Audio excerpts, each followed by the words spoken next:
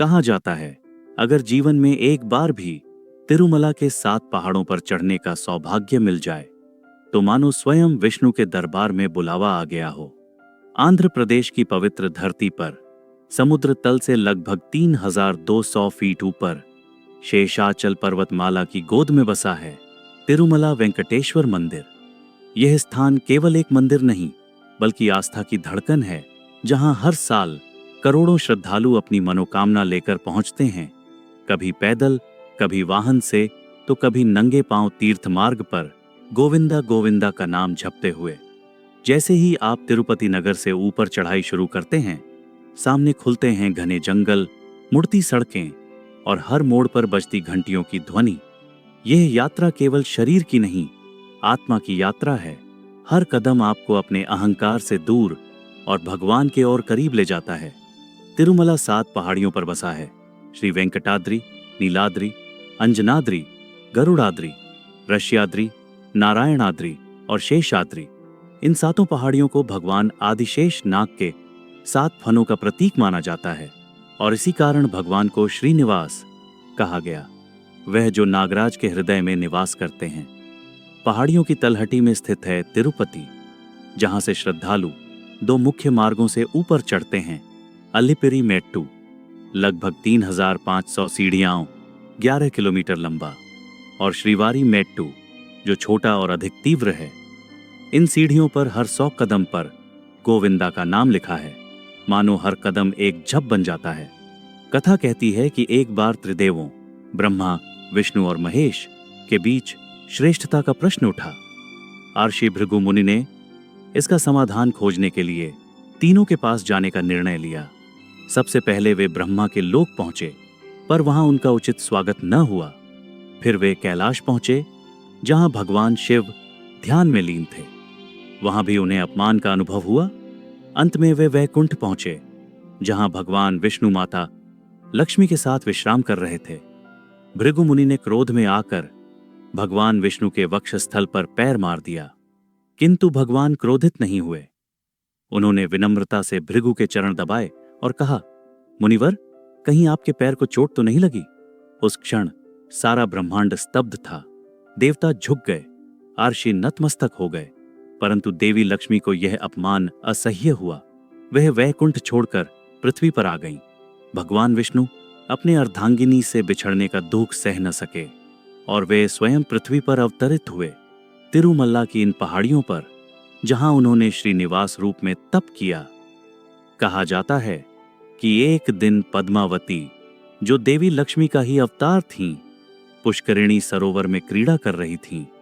वहीं उनकी दृष्टि श्रीनिवास से मिली और उस क्षण दोनों के हृदय एक दूसरे में विलीन हो गए। उनका विवाह पूरे ब्रह्मांड में प्रसिद्ध हुआ। देवता, गंधर्व और नृषि सभी बाराती बनकर आए। मंडप में पुष्पों की वर्षा हुई, शंखनाद गूंज उठा। विष्णु ने इस विवाह के लिए कुबेर देवता से धन उधार लिया और तभी से यह परंपरा चली कि हर भक्त जो भी दान करता है वह उस दिव्य आरण का अंश चुकाता है। यही कारण है कि तिरुमला की हंडी को कुबेर का कोष कहा जाता है। मंदिर का निर्माण द्रविड़ शैली में हुआ है। इसका मुख्य शिखर आनंद निलयम विमान स्वर्ण पत्रों से ढका हुआ है और सूर्य की किरणों से जगमगाता रहता है। अंदर स्थित भगवान वेंकटेश्वर की 8 फीट ऊंची मूर्ति रत्नों, मोतियों और स्वर्ण आभूषणों से सजी हुई है, लेकिन असली आकर्षण उनके चेहरे की वह शांत मुस्कान है जो हर भक्त के भीतर शांति भर देती है। उनकी मुद्रा गहरी दार्शनिक है, दाहिना हाथ आशीर्वाद की मुद्रा में, जो संकेत करता है, भरोसा रखो, मैं तुम्हारे साथ हूं। मंदिर की दिशा पूर्व की ओर है, जो ऊषा, प्रकाश और नई शुरुआत का प्रतीक है। हर दिन सुबह 2:30 बजे भगवान को सुप्रभात सेवा द्वारा जगाया जाता है। भक्तगण मधुर श्लोक गाते हैं, कौसल्या सुप्रजा राम पूर्वा संध्या प्रवर्तते। इसके बाद क्रमशः थोमाला सेवा, अर्चना, कल्याणोत्सव, दोलोत्सव और रात्रि की एकांत सेवा होती है। जब कोई भक्त दर्शन की पंक्ति में घंटों प्रतीक्षा करता है और अंततः केवल कुछ सेकंड के लिए भगवान के दर्शन होते हैं, तो वह क्षण सारा जीवन साथ रहता है। लोग कहते हैं, वहां केवल आंखें ही नहीं देखती, आत्मा भी निहारती है।